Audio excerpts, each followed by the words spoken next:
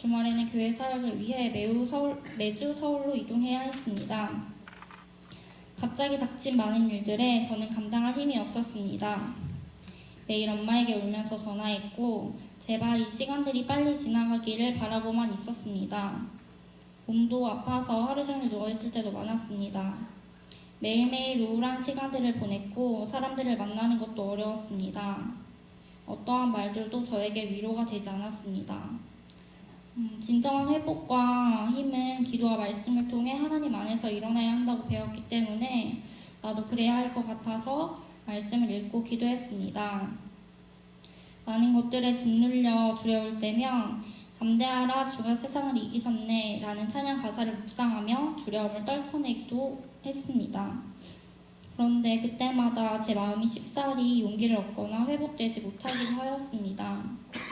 그럴 때는 캠퍼스 순장님들과 엄마에게 기도해달라고 부탁했습니다. 저는 그렇게 연약한 사람이었습니다. 그러나 죽을 둥 살 둥 하면서도 어떻게든 그 시간들을 피하지 않으며 열심히 해보려 애썼습니다. 시간이 지나고 보니 그때 하나님께서 저의 연약함 가운데 하나님을 구했던 기도와 또 저를 위한 동역자들의 기도를 통해 저를 일으켜 주셨음을 깨닫게 되었습니다. 이런 시간들을 통해 이제 저에게 기도는 자리가 있을 때만 하는 것이 아니라 자리가 없을 때에도 하려고 노력하는 시간, 기억해서 지켜보려고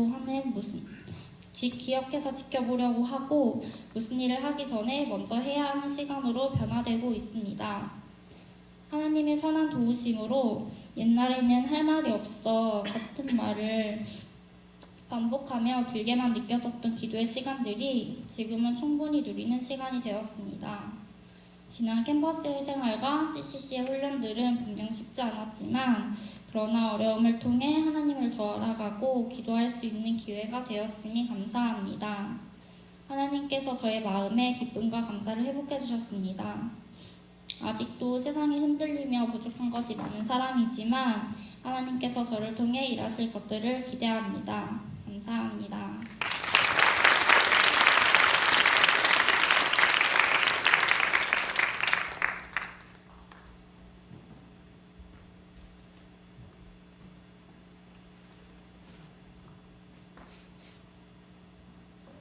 할렐루야. 오늘 특성해준 우리 배제대 지체들 얼마나 씩씩하게 하는지 또 오늘 간증한 우리 예은자매 우리 한번 축복하고 격려하는 박수 한번 쳐주세요. 우리 배제대 지체들이 아주 힘있게 찬양하는 모습 보면서 이렇게 은혜가 됐습니다. 아까 미리 연습하는 거 봤는데 연습 때보다 더 잘합니다. 아까 할 때는 예지가 지휘하지 않았어요? 바뀌었어요. 자, 함께 성경 보도록 하겠습니다. 우리 요한복음 2장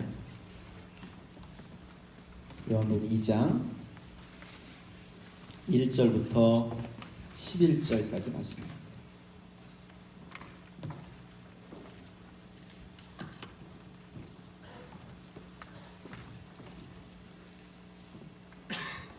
요한복음 2장 1절부터 11절까지입니다. 제가 한 절 읽고 여러분들 한 절 읽고 교독할까요?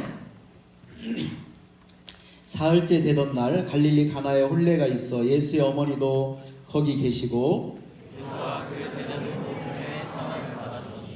포도주가 떨어진지라 예수의 어머니가 예수에게 이르되 저들에게 포도주가 없다 하니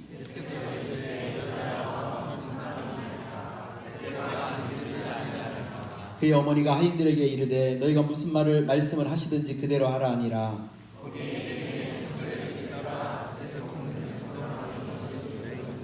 예수께서 그들에게 이르시되 항아리에 물을 채우라 하신즉 아기까지 채우니 연회장은 물로 된 포도주를 맛보고도 어디서 났는지 알지 못하되 물 떠온 하인들은 알더라. 연회장이 신랑을 불러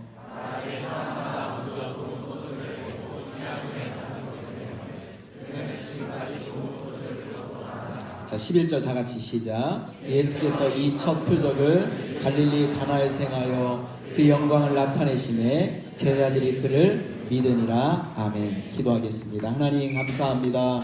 오늘도 우리가 분주하고 또 우리의 생각과 우리의 마음을 또 요구하는, 우리의 시간을 요구하는 세상에 많은 또 좋은 일들, 또 즐거운 일들, 또 유혹들 많이 있지만 이런 모든 시간들 우리가 뿌리치고 하나님을 예배하는 예배자로 주님 앞에 서기 위해 오늘 이 밤에 또 주님과 주님의 말씀 앞에 설 수 있도록 하나님 인도해 주셔서 감사합니다. 성령님, 나를 사랑하는 자들이 나의 사랑을 입으며 나를 간절히 찾는 자가 나를 만날 것이라고 말씀하셨던 주의 말씀처럼 이 밤에 주의 은혜와 주의 말씀을 기다리고 사모하는 영혼들에게 주님 찾아가 주셔서 친히 말씀하시고 저들의 가슴과 심령에 말씀하시는 주의 말씀 앞에 착하고 좋은 마음으로 반응하는 복된 시간 되어줄 수 있도록 성령님 인도하여 주시옵소서. 이후의 모든 시간들을 주님 앞에 의탁합니다. 예수님의 이름으로 기도하옵나이다. 아멘. 우리 요한복음 2장 되게 많이 익숙한 본문이죠, 그죠? 저에게 이런 경험이 있습니다. 생각만 하면 되게 이렇게 행복해지는 몇 가지 기억인데요.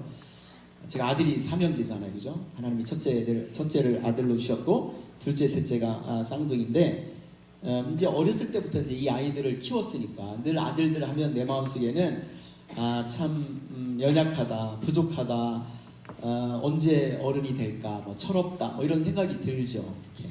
근데 어느 날 한 아들이 그러는 거예요. 아빠, 기도해 주세요. 우리가 늘 쓰는 표현 아니겠어요, 그죠? 여러분들 늘 쓰는 표현이라고 생각하는지 모르겠는데 어느 날 그 철없다고 생각했던 이 아들이 아빠 기도해 주세요.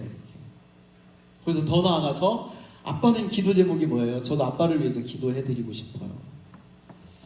별 감격이 없네요, 여러분들. 그래서 그 이야기를 듣게 되었을 때 내가 한 사람의 사역자로 이 삶을 살지만 또 한 그 가정의 가장이면서 저희 아들들의 아빠잖아요. 그래서 제 마음속에는 나의 사랑하는 아들들이 그냥 내가 밖에서 이렇게 설교하고 막 설교하다 여러분들이 다 살아가는 건 아니잖아요, 그죠? 근데 내가 사랑하는 나의 아들들이 예수님에 대한, 주님에 대한 신앙의 고백이 어느 정도인가라고 하는 것이 저는 늘 궁금한 거예요. 근데 이렇게 늘 아직 철이 없고 아직 더 성숙해야 된다고 생각하는 그 아들들의 입에서 아빠 기도해 주세요, 이렇게. 아빠 무슨 기도해 드릴까요? 저도 아빠를 위해서 기도해 드리고 싶어요 라고 하는 말을 이렇게 듣게 되었을 때 우리 아들들을 바라보는 뭐랄까 펌포인트가 되는 사건이 저에게 있었어요. 또 저에게 이런 경험이 있습니다. 여기 신정호 간사님 그 동기들, 총단 동기들하고 작년, 재작년, 2년 전에 이제 뭐 대표 간사인 저를 격려해 준다고 이 총단들이 모여서 이제 뭐 할까 그랬더니 운동을 하고 싶대요. 무슨 운동 할까 그랬더니 볼링을 치고 싶다 그래서 볼링을 치러 딱 갔어요. 그래서 유성 월드컵 그 볼링장 거기를 갔는데 어쨌든 총단과 안 총단 이렇게 나눠서 이제 이렇게 하게 되었는데 제가 그날 몇 점을 찍었냐면 볼링 점수가 몇 점 정도면 잘한 것 같아요. 제가 그날 204점 나왔습니다. 그래가지고 그 10프레임 중에서 한 프레임만 제가 스페어를 못하고 뭐 스페어를 다 하든가 아니면 스트라이크를 쳐갖고 어쨌든 그날 204점이 나왔어요. 그때부터 저는 이제 내 마음속에 가지고 있는 생각은 나의 볼링 실력은 200점 이렇게 생각을 하게 되었어요. 또 나에게 어떤 경험이 있냐면 제가 대학을 졸업하고 난 다음에 이제 교원대가 그 해에 개교가 되어지게 되는데 제가 이제 CCC 있으면서 하나님이 CCC 안에서 배우게 하시고 알게 하셨던 이 복음의 이 가치, 이것을 어떻게 하면 사람들에게 전하고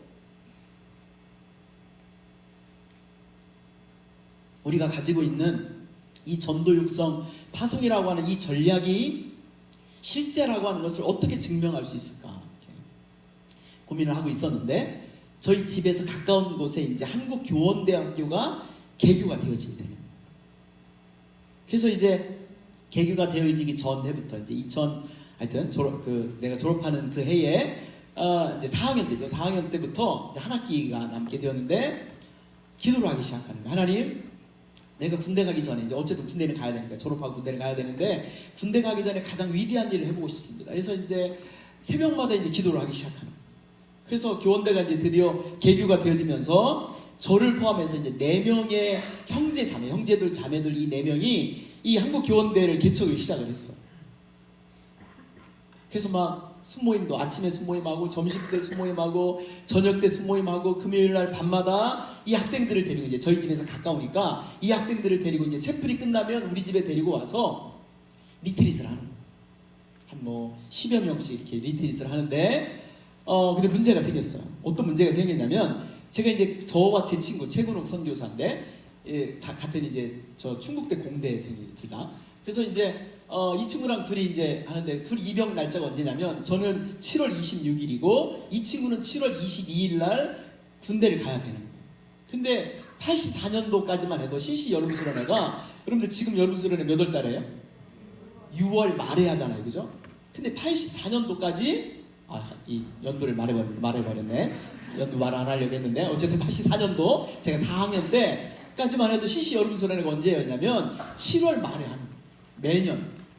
그러니까 저와 제 친구는 아무리 순원들을 잘 양육을 했다 할지라도 어떤 형태가 되어지게 되냐면 한번 생각해 보세요. 여러분들 캠퍼스의 간사님이, 여러분들의 캠퍼스의 대표 순장이, 여러분들 우리 지구의 총순장이 어떤 이유든 상관없이 여름 수련을 못 가게 됐다. 여러분들 마음이 어때요? 근데 니들끼리 가라.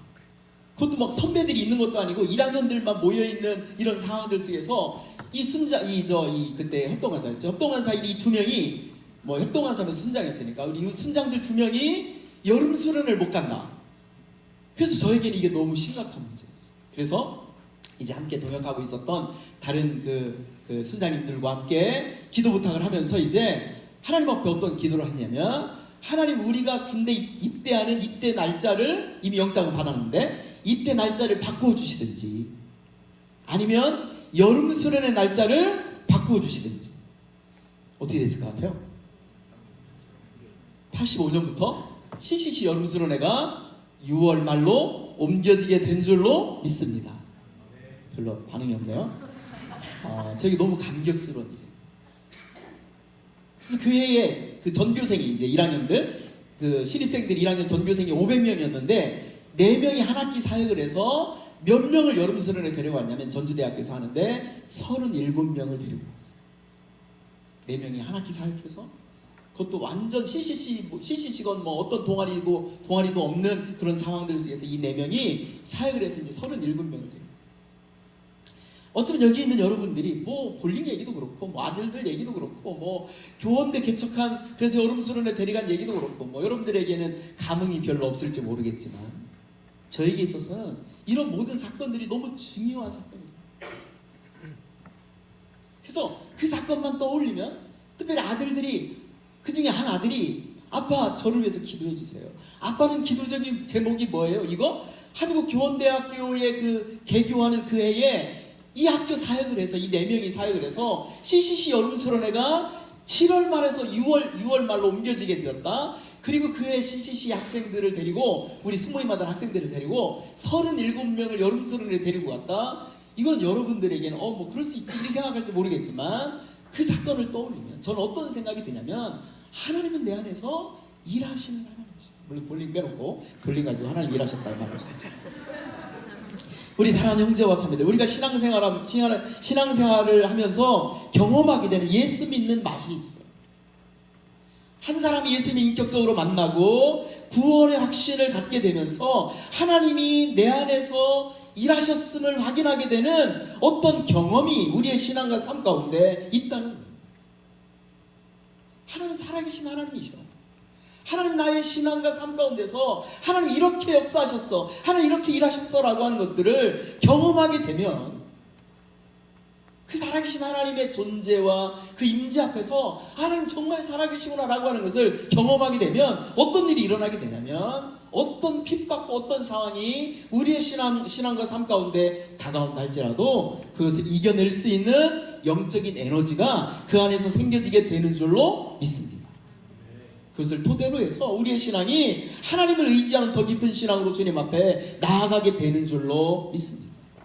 오늘 성경은 물이 포도주로 바뀌어지게 되는 이 혼인잔치집에 초대받은 예수님을 통해서 물이 포도주로 바뀌어지게 되는 이 사건을 말하면서 우리가 스쳐 지나갈 수 있는 어떤 한 단어를 이야기해요. 11절 보십시다. 다시 한번 볼까요? 예수께서 따라서 합시다. 예수께서 이 첫 표적을 갈릴리 가나에서 행하여 그의 영광을 나타내심에 제자들이 그를 믿으리라. 그래서 어떤 단어를 쓰냐면 따라서 합시다. 표적. 왜 성경은 기적이라는 표현을 쓰지 않고 왜 표적이라는 이 단어를 썼어요? 이 표적이라는 말은 영어 단어로 말하면 이 사인이라는 단어예요. 사인. 그래서 그 기적을 통해서 하나님이 주고 싶은 어떤 메시지가 있었다는 거죠. 그래서 물이 지금 여기 요한복음 2장 1절에서는 물이 포도주로 바뀌어지게 되는 이 이적을 통해서 이 기적을 통해서 어떤 일이 일어났다고 말하냐면 갈릴리 가나에서 그 기적을 하나님이 그의 영광을 하나님께서 제자들에게 나타나시게 되었을 때 따라서 합시다. 제자들이 그를 믿으리라. 우리의 신앙과 삶 가운데서 경험하게 되는 어떤 사건이 있어요. 어떤 사람 똑같이 같은 그 자리에 그 현장에 있으면서도 어떤 일이 일어났는지 전혀 알지 못하는 사람들이 있는 반면에 어떤 사람들은 이건 하나님이 나에게 주신 하나님의 사인이야. 하나님이 내 안에서 역사하신다라고 하는, 하나님이 내 안에서 나를 도우신다라고 하는, 나와 함께 하신다라고 하는 하나님의 사인. 이거를 간직하는 사람들이 있더라고요. 여러분들이 잘 아는 것처럼 오늘 본문의 말씀은 갈릴리 가나의 이 결혼식에서 예수님이 첫 이적을 행하시는 장면이에요. 예수님이 어디에 초대받아요? 이 가나온인 잔치집에 초대를 받아요. 여러분들 잔치집 가보셨죠? 저도 이제 뭐 벌써 이제 50대는 이 나이 동안 뭐 정말 수많은 잔치집 가보게 돼요. 근데 이 잔치집에 가면 이 잔치집이 주는 풍성함이 있어요. 일단 잔치 그러면 가장 먼저 거기는 뭐가 있어야 돼? 당연히 먹을 것이 있어요. 먹을 것이 있고요. 그 다음에 정말 그 잔치의 주인공 되는 그 사람들을 축복하고 격려하고 막 마음껏 그들을 축복하는 손님들이 있어. 사람들이 북적거리죠? 그러면서 거기에 흥이 있어. 먹을 것이 있고 내가 아끼는, 내가 사랑하는 사람들이 그 자리에 있다 보니까 정말 이 풍성한 흥이 그 안에 있다는 거예요. 근데 오늘 성경 본문에 기록되어지고 있는 이 가나의 잔치집은 생각만큼 풍성하지 않았던 것 같아요. 왜요? 포도주가 떨어지게 된 거예요. 한번 생각해 보세요. 손님을 초대했는데 먹을 것이 떨어졌다. 저희 집에 잔치가 이제 생겨지게 되었는데 어떤 잔치겠어요? 저희 집에 있을 수 있는 잔치는 아들들이 이제 장가가는 일만 남았죠, 그죠? 나도 이제 장가갈 때 여러분들 초대할게요. 보세요, 부담 갖지 마. 근데 대표 간사님 이 잔치집에 갔는데 예식장에 갔는데 저는 한 500명 올 거라고 생각했는데 1000명이 왔어요. 예를 들면 그러지 않길 바라는데 하여튼 1000명이 왔어요. 이렇게 1000명이 왔는데 음식이 모질란 거예요. 여러분 어때요? 아무리 대표 간사지만 아무리 축복하는 마음으로 왔지만 그래도 잔치집의 묘미는 먹을 것인데 먹을 것이 떨어졌다. 아마 이 주인이 계산을 잘못했는지 모르겠어요. 생각보다 손님이 더 많았다는 거죠. 아니면 가난한 집이었는지도 모르겠어요. 사람들로부터 원망을 들을 상황 가운데 놓여지게 되었다는 거예요. 우리 사랑하는 형제와 자매들, 우리가 세상을 살다 보면 우리의 삶 가운데 우리가 생각하지 못하는 어떤 문제가 발생되어질 수 있다는 거예요. 그것이 가정에 관한 일이든, 그것이 나의 학업에 관한 일이든, 사람들과의 관계에 대한 일이든, 건강에 대한 일이든, 아니면 사역에 관한 일이든 어떤 문제가 우리의 신앙과 삶 가운데 다가올 수 있다는 거죠. 근데 그 문제를 우리는 어떻게 해결할 것인가? 아까 얘기했죠? 우리의 신앙의 삶 가운데서 하나님을 더 의지하게 만드는, 더 깊은 신앙의 수준으로 들어가게 만드는 하나님 되심을 경험하는 하나님의 방법이 있어요. 사람들은 그것을 기적이라고 말하는지 모르겠지만 그것을 굳이 사람들이 기적이라는 이 단어를 쓴다면 우리의 신앙과 삶 가운데서 경험할 수 있는 하나님의 기적의 방법이 있다는 거예요. 우리가 사람들이 흔히 기적하면 어떤 생각을 해요? 어떤 사람이 죽을 병에 걸리게 되어졌는데 암에 막 췌장암 걸렸는데 살아났다, 할렐루야, 기적이다 이렇게 말하는데 성경에서 말하는 기적은, 성경에서 말하는 이 이적 또는 표적이라고 하는 것은 그런 의미가 아니라 하나님 되심을 경험하는 거예요. 하나님 정말 살아계시구나. 하나님 정말 내 안에서 역사하시는 하나님이시구나. 하나님 여전히 나를 기뻐하시고 나를 통해서 하나님이 역사하시는 하나님이시라는 것을 나의 신앙과 삶 가운데서 체험하는 거.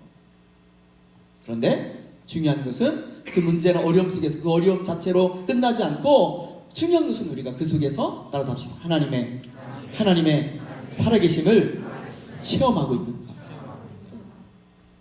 여러분들이 지금 이렇게 다 평온한 상태로 다 웃고 있잖아요. 그죠? 저는 우리 집에는 옛날 이제 철없던 시절에 상당히 젊었을 때는 우리 집에는 암 환자라는 사람은 없을 줄 알았어요. 그래서 누가 암에 걸렸대, 누가 막 이렇게 돌아가셨대 이렇게 하면은 우리 집하고는 상관이 없는 사건인 줄 알았어요. 근데 어느 날 그렇게 건강하시던, 그렇게 미래에 대한 소망으로 꽉 차 있던 저희 아버님이 이 직장암 판정을 받습니다. 그로부터 이제 막 그 평온하고 늘 모이면 밝고 행복하고 막 즐겁고 하던 그 가정 가운데 어떤 일이 벌어지게 되냐면, 한 가정에 그 암 환자가 이렇게 있게 되면서 막 집안 이 분위기가 이 우울 모드로 들어가게 돼요. 지금 식구 중에 한 명은 너무 고통스러워서 막 거의 뭐 이렇게 암 판정을 받으면 어떻게 해요? 더군다나 이제 저희 아버님 같은 경우는 3.5기, 4기까지는 아니지만 이제 임파선에 이 전이가 됐기 때문에 3.5기. 그래서 이 사시고자 하는 이 욕구가 너무 강하신 분이셨어요. 수술을 5번이나 했어요. 8년 동안 안 풀려요. 그래서 식구중에 이렇게 암 환자가 있게 되었을 때 막 가서 크게 웃을 수도 없어요. 왜? 그 다음에 어떤 일들이 우리를 기다리고 있는지를 알기 때문에. 우리 신앙과 삶 가운데 때로는 우리가 잔치의 인생을 걸어간다고 생각이 되어지지만 어느 한순간에 그것이 뭐로 바뀌어질 수 있냐면 우울한 환경으로, 걱정의 환경으로, 고민되는 환경으로 그런 삶의 모습들이 우리의 신앙과 삶 가운데 나타날 수 있다는 거죠. 문제는 뭐라고요? 우리가 그 속에서 하나님의 일하심, 하나님의 살아계심을 체험할 수가 있는가라고 하는 거예요. 우리가 접하는 크고 작은 일들 속에서 우리가 하나님의 살아계심을 경험할 수 있다면 그것은 복된 일인 줄로 믿습니다. 오늘 성경을 보면 뭐라고 이야기한다고요? 거기 보세요. 다시 한번 11절에 보면 이렇게 이야기합니다. 따라서 합시다. 예수께서 이 첫 표적을 갈릴리 가나에서 행하여 그의 영광을 나타내심에 제자들이 그를 믿으니라. 그러니까 하나님이 어떤 분이신지를, 하나님이 얼마나 위대하신 하나님이신지를 이 제자들에게 보여줌을 통해서 제자들이 반신반의하는 거죠. 마치 여러분들처럼, 마치 우리들처럼 교회는 나오지만 진짜 하나님 살아계신 거 믿어, 이렇게는 안 되는 거죠. 예수님의 제자가 돼서 이제 예수님을 따르긴 하지만 이분 정말 메시아 맞아? 이분 정말 우리의 구세주 맞아? 이분에게 우리 인생을 걸 수 있을까? 뭐 이런 반신반의하는 마음이 생기지 않겠어요? 그렇죠? 그런데 이 사건을 계기로 따라서 합시다. 제자들이 그를 믿으니라. 자, 그러면 여러분들과 나누고 싶은 것은 어떻게 하면, 기적이 뭐라고 했어요? 기적은 하나님의 하나님 되심을 체험하는, 하나님이 어떤 하나님이신 것을 내가 경험하는 거, 어떤 사건을 통해서 하나님의 살아계심을 내가 체험하는 거예요. 자, 우리의 신앙과 삶 가운데서 하나님의 살아계심을 경험하는 방법이 있다는 거예요. 자신을 나타내시는 하나님을 경험하는 이 방법이 있는데 그 첫 번째가 뭐냐면, 따라서 합시다. 예수님을 초청하라. 오늘 성경 본문에 보면 가장 확실한 문제 해결의 방법이 뭐라는 사실들을 우리가 발견하게 되냐면, 가나 혼인잔치집에 문제가 있었지만 그러나 그것이 심각한 문제로 끝난 것이 아니라 거기서 하나님이 자신을 나타내시는 이 방법이 뭐였냐면 예수님이 그곳에 계셨기 때문인 줄로 믿습니다. 우리 사랑하죠. 우리 인생도 마찬가지예요. 때로 우리 인생에도 아까 얘기했죠? 그것이 신앙에 관한 문제든, 가정에 관한 문제든, 학업에 관한 문제든, 사람들과의 관계에 대한 문제든, 우리의 미래에 대한 문제든, 건강에 대한 문제든, 우리 인생에 고민의 문제가 있을 수 있다. 가장 중요한 것은 따라서 합시다. 거기에 예수님이 계신가. 바꿔 말하면 우리가 똑같이 교회를 다니고 예수님을 믿는다고 말하지만 어떤 문제 앞에서, 어떤 고민 앞에서 나 혼자 끙끙거리고 있을 수 있다. 그러나 그 삶의 자리에 내가 정말 고통 가운데 있다 할지라도 그 삶의 자리에 예수님이 계시게 한다면 그것이 우리로 하여금 더 큰 신앙으로 나아가는 하나님의 축복의 그 디딤돌이 되어지게 될 줄로 믿습니다. 저는요, 저희 아버님이 이제 그 암에 이렇게 암 판정을 받게 되었을 때 너무 당황하죠. 그런 경험이 없으니까 당연히 이제 뭐 처음 경험하는 사람은 이제 다 너무 당황하죠, 그죠? 어떻게 해야 되지? 인터넷을 이제 막 검색을 하기 시작해. 그래서 이제 직장이면은 뭐 어떤 종류가 있고 뭐 심각하면 뭐 여기다가 장르를 달아야 돼요. 이 장르가 뭔지 알죠? 인공 학문을 달아야 되는 거예요. 그래서 그건 어떻게 세척을 하고 그것은 어떻게 해야 되고 뭐 어떻게 관리를 해야 되고 이렇게 하는 거죠. 근데 제가 이제 너무 나간 거야. 다행히 이제 직장을 다 자르진 않고 직장의 끝부분 한 6cm를 이렇게 남겨놓고 이제 수술을 했어요.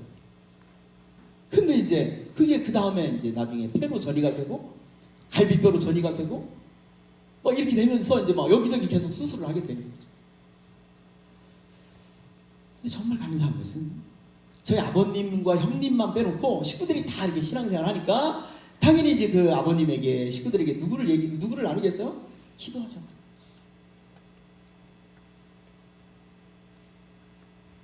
예, 지나간 이야기입니다만은 오히려 이 암이라고 하는 이 고통을 통해서 저희 아버님이 예수님을 영접을 하셨어요. 이 암이라고 하는 이 고통을 통해서 온 식구들이 하나님께 집중하고 하나님께 예배하고 하나님을 의지하고 하나님 앞에 기도하는 과정으로 저희 가정을 하나님이 그렇게 바꾸어 가시는 걸 보면서 제가 그때 들었던 생각은 뭐였냐면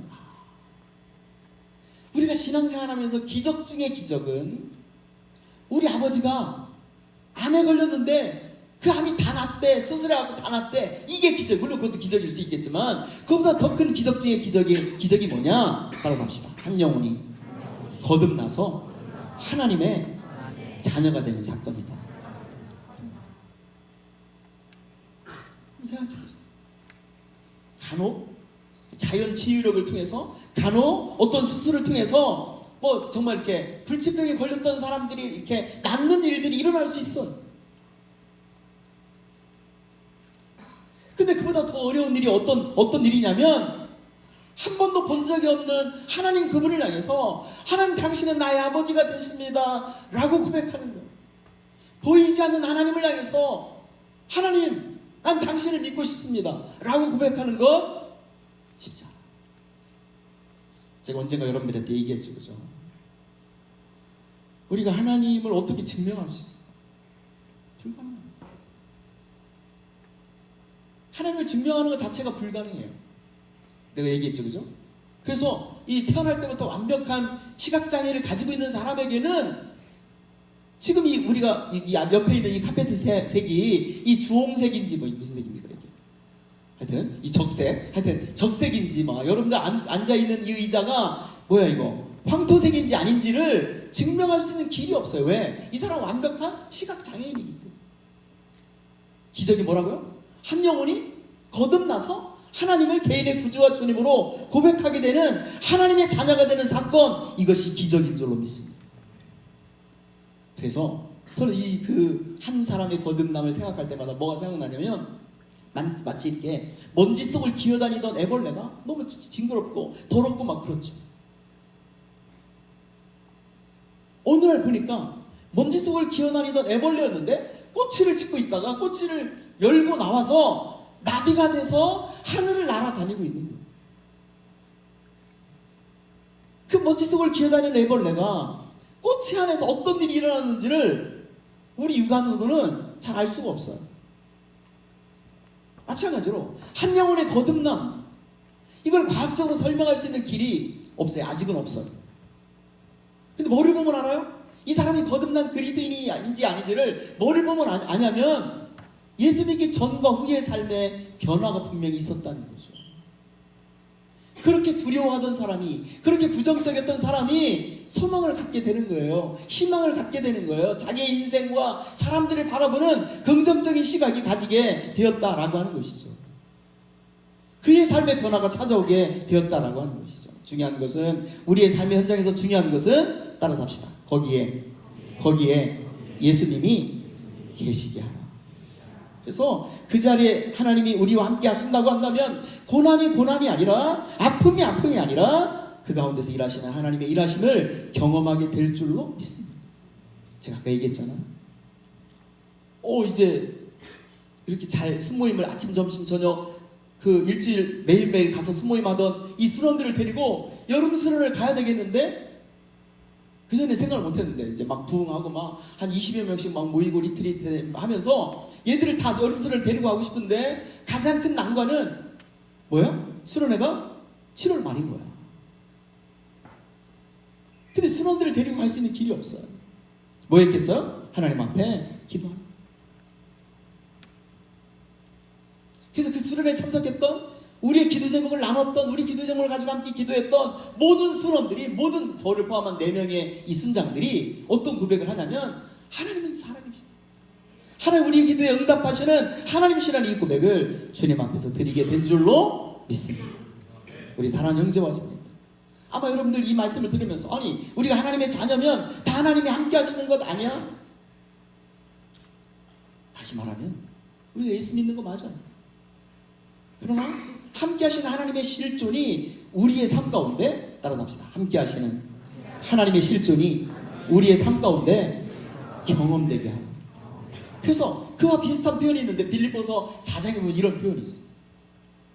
빌립보서는 누가 누구에게 쓴 거예요? 사도 바울이 옥중에서 빌립보 교회의 성도들에게 쓰는 메시지. 그가 이렇게 이야기해요. 너희는 내게 배우고 받고 듣고 본 바를 행하라. 따라서 합시다. 그리하면 평강의 하나님이 너희와 함께 하시리라. 아니 이미 그리스도인인 빌립보 교회의 성도들에게 뭐라고 했다고요? 너희는 내게 배우고 받고 듣고 본 바를 행하라. 그리하면 평강의 하나님이 너희와 함께 하시리라. 내가 하나님의 자녀가 되어지게 되었을 때 하나님 우리와 함께 하시는 건 맞아요. 그런데 그것이 이론이고 지식이 아니라 우리의 삶 가운데서 함께 하시는 하나님의 이 실존을 경험하는 이 경험이 우리의 삶 가운데 있게 하는 방법입니다. 그것이 뭐예요? 나의 수준과 나의 경험과 나의 이론과 나의 지식으로 감당하는 게 아니라 집에 어려운 상황 가운데 내가 놓여지게 되었다? 예수님, 나의 가정이 이 아픔 가운데 주님이 함께 해주세요. 여러분들 어떤 정말 여러분들 힘으로 해결할 수 없는 어떤 고민의 문제에 여러분들이 봉착하게 되었을 때 그 문제를 가지고 주님 앞에 맡기는 거예요. 하나님, 내가 고민하고 있는 이 고민의 문제 주님이 도와주세요. 주님이 이 자리에 함께 해주세요. 그때부터 하나님이 일하시기 시작하는 줄로 믿습니다. 자, 두 번째는 우리의 신앙과 삶 가운데서 하나님의 살아계신 하나님의 만지심을 경험하는 또 하나의 방법이 뭐냐면 오늘 성경에 보면 이런 표현이 있어요. 다시 한번 볼까요? 2장에 보면 이런 표현이 있어요.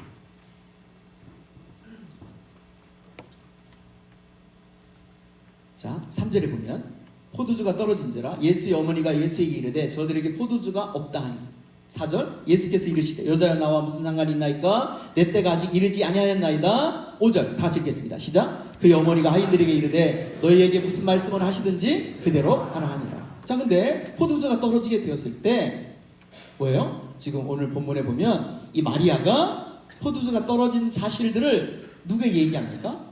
자기 아들 예수님에게 이야기하고 있는 것입니다. 아마 이런 상황이 오게 되었을 때 많은 사람들은 좀 시침이 될 수도 있어요.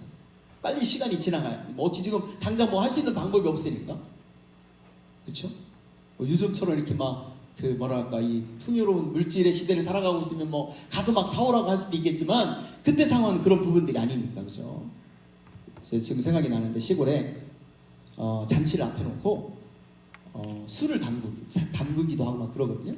근데 그렇다고 한다면 이제 발효되는 어떤 시간들이 필요하지 않겠어요. 그죠? 많은 사람들은 이런 상황이 처해지게 되었을 때 시치미를 떼든가 아니면 시간이 지나면 어떻게 해결되겠지 이렇게 할 수도 있는데 오늘 이 본문에 나오는 사람들은 어떻게 합니까? 그 문제를 가지고 특히 예수님의 어머니 마리아가 예수님에게 가지고 가서 포도주가 모자라다는 사실들을 고백하고 있는 거죠. 우리 사랑하는 형제와 자매들, 만약에 마리아가 그들의 부족함을 예수님에게 구하지 않았다면 어떤 일이 벌어졌어요? 아무 일도 일어나지 않았을 것이라고 생각합니다. 저는 이 본문을 보면서 여러분들의 기도는 누가 한다고 생각해요? 문제가 있는 모든 사람들은 다 기도할까요? 어려움에 봉착해 있는 모든 사람들은 그 문제를 가지고 다 기도할까요? 아니요. 여기 문제가 있는 사람이 있다면 문제가 있다고 해서 어떤 필요를 가지고 있다고 해서 다 기도하는 게 아니라 내가 가지고 있는 이 절실함의 이 문제, 내가 가지고 있는 이 고민의 문제, 내가 가지고 있는 이 고통의 이 문제를 하나님 해결해 주실 수 있다라고 하는 이 믿음을 가지고 있는 사람이 하나님 앞에 믿음으로 기도할 수 있는 줄로 믿습니다. 살아계신 하나님에게 문제 해결이 있음을 믿는 사람이 주님을 믿음으로 찾게 되는 줄로 믿습니다. 성경은 그래서 이렇게 말합니다. 따라서 합시다. 의에 줄이고 목마른 자는 복이 있나니 저희가 배부를 것이니. 저는 이 말씀을 묵상할 때마다 의에 줄이고 목마른 자가 복이 있나니 저희가 배부를 것이다라고 이 말씀을 묵상할 때마다 내 안에 드는 그 고백은 뭐냐면 정말 이 말씀이야말로 이 시대를 살아가고 있는 모든 그리스도인들의 신앙의 수준을 말해주는 온도계다. 어쩌면 우리는 교회를 다닌다고 말하지만, 어쩌면 우리는 예수님을 믿는다고 말하지만 우리는 목말라 하지 않아요.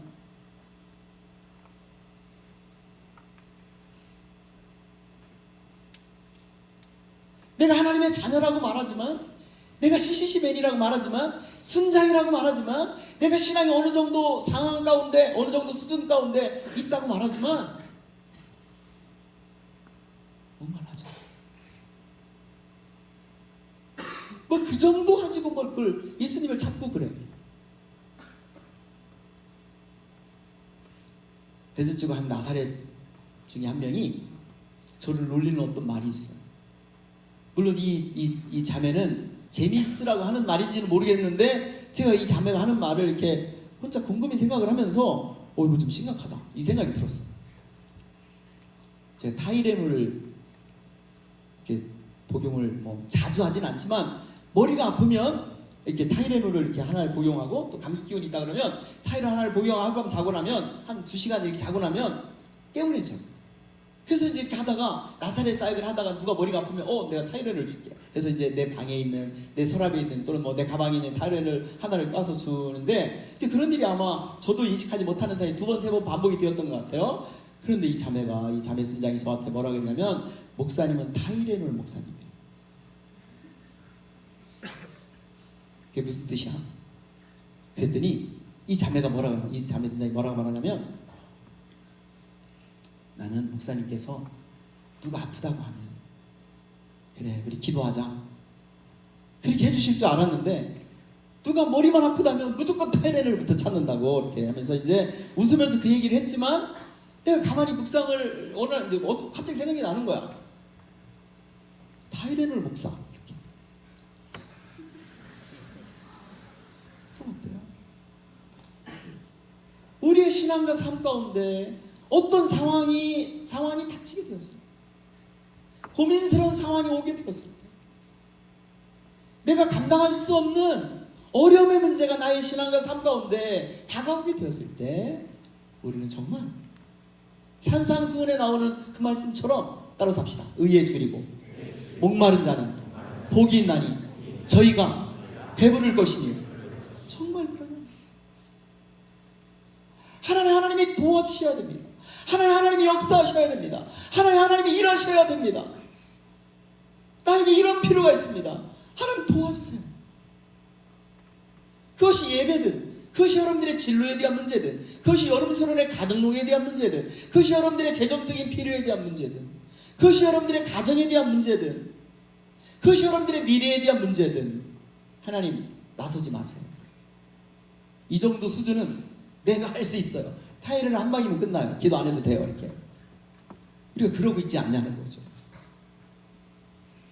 자, 그때부터 타이레놀을 안 먹지는 않지만 나사렛들 앞에서 누가 아프다고 할 때 타이레놀 줄게 이렇게 말을 하지 않고 우리 기도하자 이렇게. 나중에 타이레놀 주긴 하지만 그러면서 제 안에 가지고 있는 그 생각은 뭐였냐면 이 본문을 보면서 나는 예수님의 어머니 마리아의 이 모습을 보게 되었어요. 저들에게 지금 아들 예수님, 저들에게 지금 포도주가 떨어졌어요. 그렇게 말하게 되었을 때 예수님이 뭐라고 말씀하셔요? 너무 냉정해요. 이 표현에 여러분들이 상처받지 말기를 바랍니다. 여자여 나와 무슨 상관이 있나이까? 이거 헬라어를 갖다가 저 영어로 번역하고 영어로 번역한 걸 이제 한국어로 번역한 거예요. 그 다음에 헬라어로 번역했는데 이걸 갖다가 마치 뭐 예를 들면 제가 우리 저 시골에 있는데 우리 시골에 이제 그 뭐 한참 동생뻘 되는 동생도 아니죠. 거의 조카? 뭐 조카까지는 아니지만 어떤 어린아이가 대구에 가서 있다가 대구 사람들 미안합니다. 대구에 가서 있다가 이렇게 거기서 한 몇 개월 있다가 왔는데 아니 자기 할아버지한테 그러는 거야. 할배 밥 누구라 그러는 거야. 그래서 내가 속으로 저런 버르장머리 없는 놈 같으냐 이렇게 이런 생각이 나요. 근데 뭐 여하튼 뭐 이제 여러분 이해를 돕기 위해서 그렇게 얘기를 하는 거야. 우리 대구에서 온 사람들 오해가 없기를 바랍니다. 그러니까 이해를 못하는 거죠. 어떤 문화, 언어 문화 습관에 대한 부분인데 여자야 나 무슨 상관이 있나이까? 어쨌든 뭐 예수님이 내 때까지 이르지 아니하였습니다라고 했을 때 예수님의 어머니 마리아의 요청에 대해서 예수가 어떻게 한 겁니까? 거절한 거예요. 근데 그 다음에 이 예수님의 어머니 마리아의 반응이 난 너무 존경스러운 거예요. 5절에 보니까 그의 어머니가 나 같으면 삐져가지고 아니 이 많은 사람 앞에서 나의 요청을 단칼에 거절하다니 그럴 수 있는데 예수님의 어머니 마리아가 어떻게 하냐면 5절에 보니까 그의 어머니가 하인들에게 이르되 따라서 합시다. 너희에게 무슨 말씀을 하시든지 그대로 하라. 저는 이 본문을 보면서 예수님의 어머니 마리아는 어디서 예수님을 향한 이 믿음을 소유했어요? 오늘 제목이 뭐라고요? 하나님의 표적을, 하나님의 기적을 경험하는 삶이에요. 하나님의 위대하신, 하나님의 살아계심을 경험하는 이 삶의 비결인데 제가 묻고 싶었던 건 뭐냐면 예수님의 어머니 마리아는 예수님에 대한 어떻게 보면 인간적으로 섭섭함, 자기 요청이 거절되어지게 되었을 때 그런 마음을 가질 수 있었는데 이 마음이 이런 믿음이 어디서 나왔어요? 제가 성경 통독을 좀 하지 않습니까? 성경을 보다가 놀라운 단어를 보게 되었어요. 한번 볼까요? 누가복음 2장.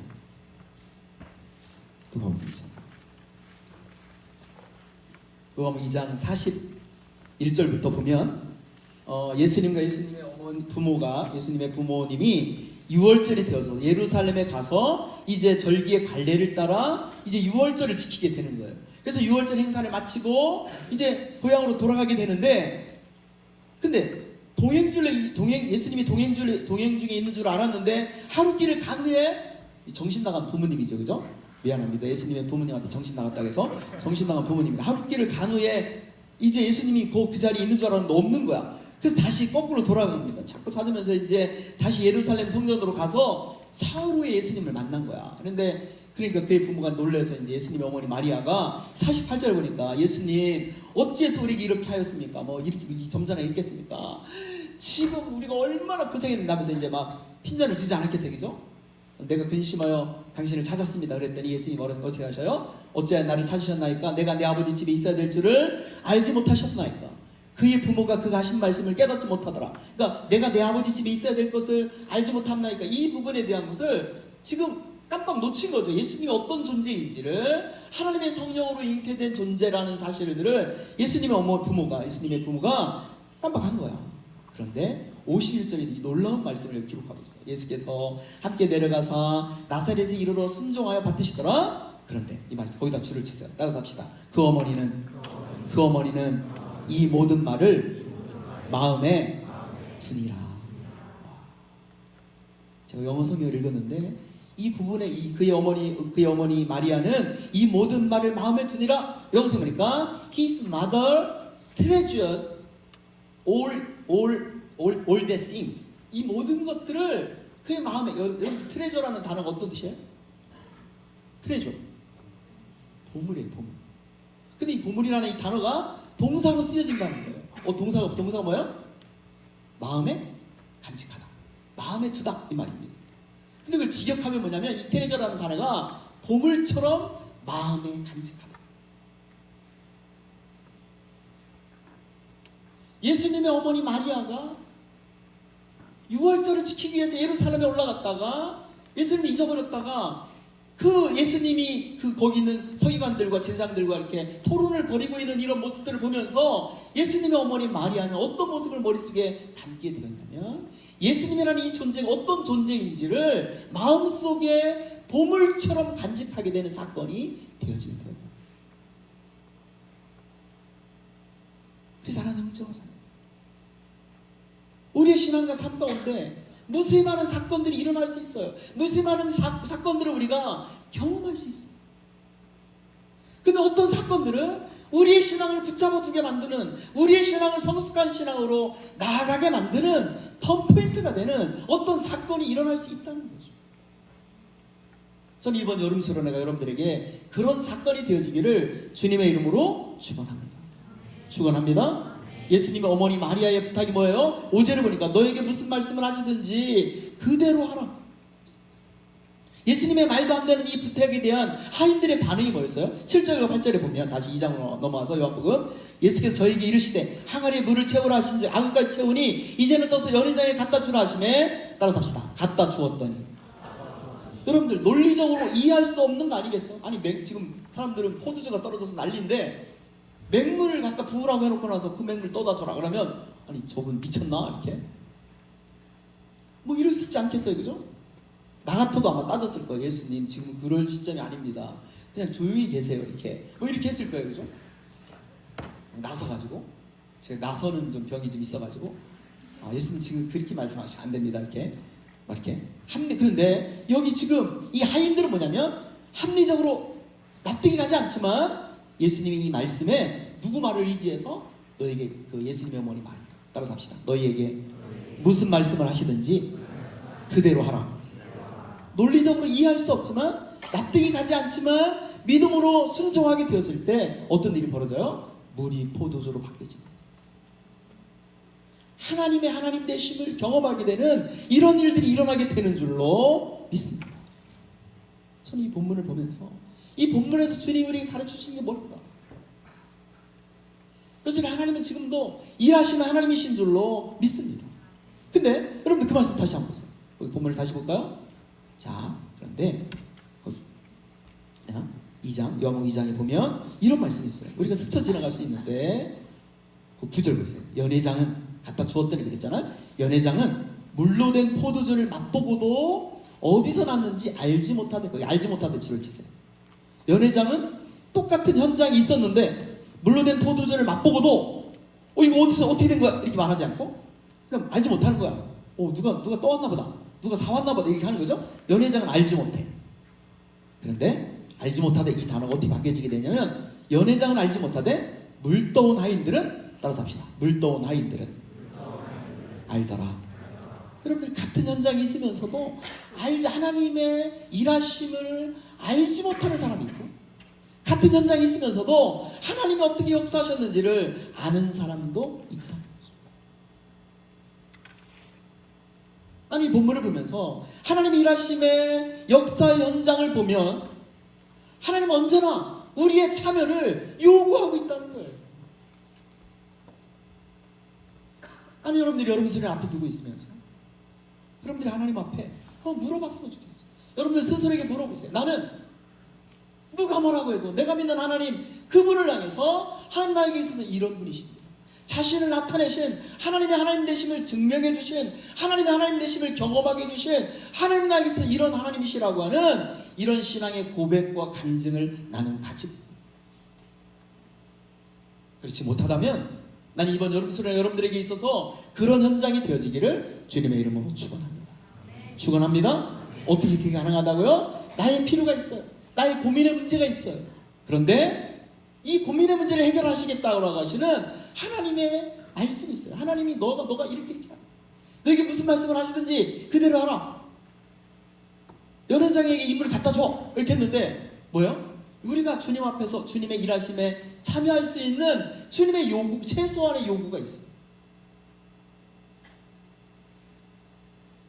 어떤 사람은 주님의 약속의 말씀을 믿고 하나님의 살아계심을 믿고 의지하고 어떻게 해요? 믿음으로 반응해요. 어떤 일이 벌어져요? 하나님이 살아계신 하나님이시라는 사실들을 경험하게 될 줄로 믿습니다. 아마 여기 있는 여러분들 중에서 여름 수련회 제주 선교대회 앞에 두고 있으면서 환경이 넉넉하든 이미 모든 게 다 준비되어 있어서 여름 수련회 가는 거 딱 끝내고 인터넷 등록 끝내고 이제 뭐 가면 되지 뭐 시간 돼서 제발 그러지 않았으면 좋겠어요. 저기 있어요. 도전이 뭔지 알아요? 여러분들 지난 몇 주 전부터 대전 CC 1학년들을 위해서 이번 제주 선교대회가 시작이 되어지게 되었을 때 제가 하나님 앞에서 가지고 있었던 저의 도전은 뭐였냐면 1학년들 120명에 대한 이 항공료를 어떻게 해결해 줄 수 있어요?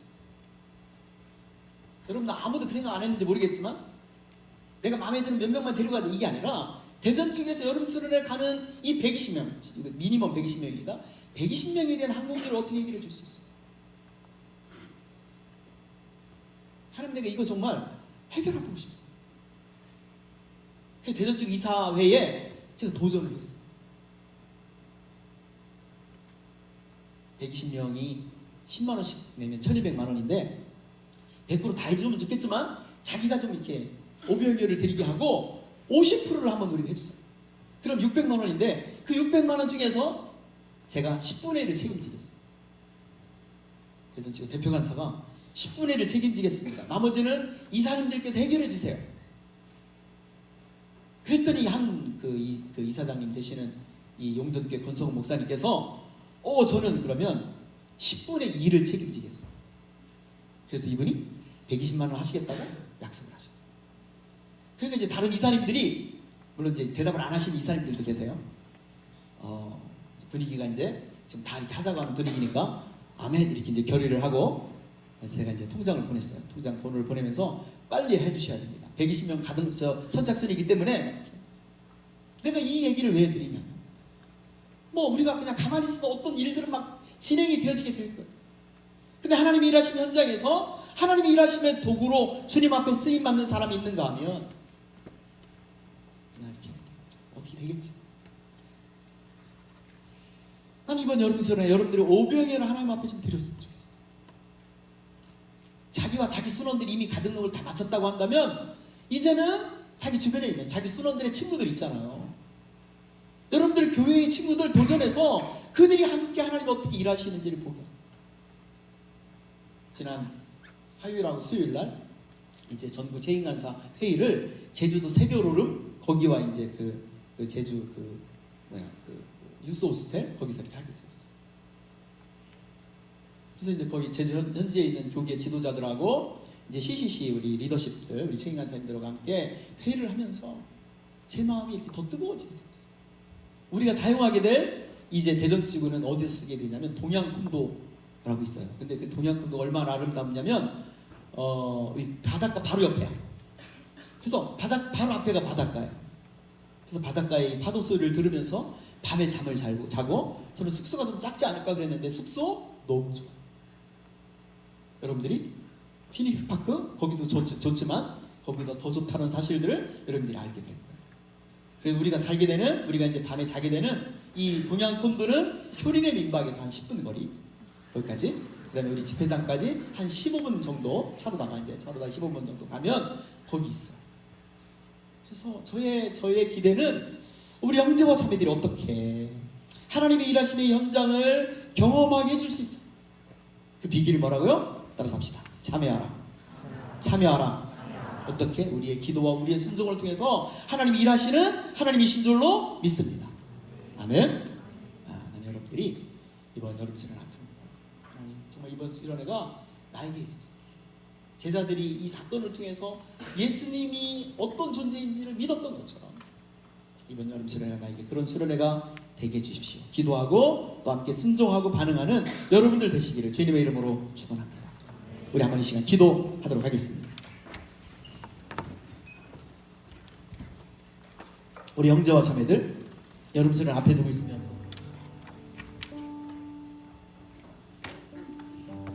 또 여러분들이 지금까지 신앙생활을 해오면서 여러분들에게 있어서 하나님은 어떤 하나님이십니까? 누가 뭐라고 해도 나는 살아계신 하나님 내가 믿습니다. 그 예수님에 대한 이 신앙의 고백, 살아계신 하나님에 대한 이 신앙의 고백을 경험하게 되는 그 신앙, 그 체험의 현장이 나에게 있어요. 그것이 없다고 한다면 이 밤에 우리가 한번 그렇게 기도했으면 좋겠어요. 하나님 이번 여름 수련회가 살아계신 하나님을 경험하는 그런 수련회가 되게 주겠어요. 그것이 예배든 그것이 교육이든 그것이 내가 나의 순원들을 향해서 가지는 어떤 나의 액션이든 또는 나의 순원의 변화든 또는 내가 기도하면서 품고 있는 어떤 대신자들의 변화든 하나님이 하나님 되심이 경험되어지는 그런 수련회가 되어줄 수 있게 됩니다. 우리 한번 이 시간 겸손하게 주님 앞에 간절함을 가지고 해도 되고 안 해도 되는 게 아니라 하나님 반드시 하나님이 일하여 주십시오. 하나님이 역사하여 주십시오. 의에 줄이고 목마른 자가 배부를 것이라고 말씀하셨던 이 말씀처럼 하나님 내 힘으로 해결할 수 없는 이 문제, 이 고민 하나님이 도와주세요. 어쩌면 그것이 순원에 대한 문제일 수도 있겠고요. 어쩌면 부모님에 대한 어떤 우리의 장벽일 수도 있겠고요. 또는 우리의 이 수련회를 방해하고 가지 못하게 막는 어떤 환경의 문제일 수도 있다고 생각이 되었습니다. 하나님 나를 도와주세요. 하나님 이 문제를 하나님이 해결해 주세요. 우리 한번 이 시간 기도하는 시간을 갖도록 하겠습니다. 기도하십시오. 하나님 아버지, 그렇습니다. 주님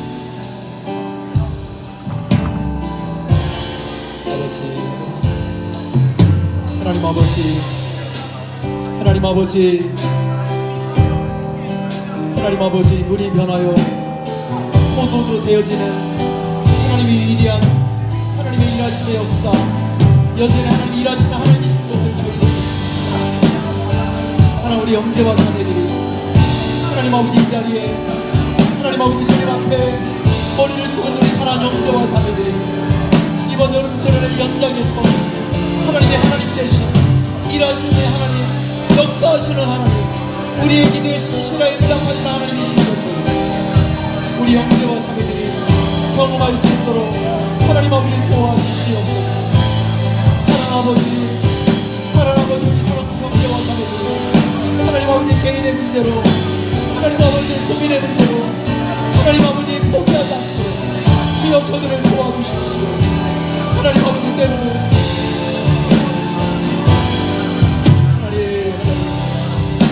아래에 무릎 꿇지 아니한 7천의 사람들을 남겨놓으셨던 것처럼 하나님 아버지 우리의 캠퍼스에 하나님을 예비하기 위해서 하나님이 예비해 놓으신 하나님의 사람들을 우리가 만나고 주여 우리를 도와주시옵소서. 우리 형제와 자매들 하나 더 기도하도록 하겠습니다. 이번 주에 나사렛들과 모임을 하는데 한 대학의 나사렛 이 자매 순장이 그런 이야기를 했어요. 자기 대학의 대표단들한테 이번 여름 수련회 가는 우리 학생들 명단을 달라고 했대요. 그래서 왜 그 명단을 달라고 했냐 그랬더니 자기가 부족하지만 나사렛들, 자기 주변에 있는 나사렛들 건면해서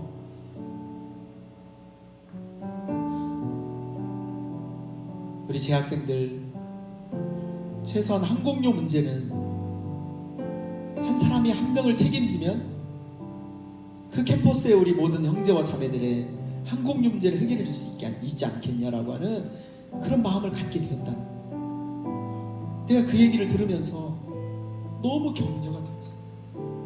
우리 사랑하는 형제와 자매들, 때로는 우리는 우리 앞에 어떤 문제가 발생하게 되었을 때 기도하지 않을 수 있어요.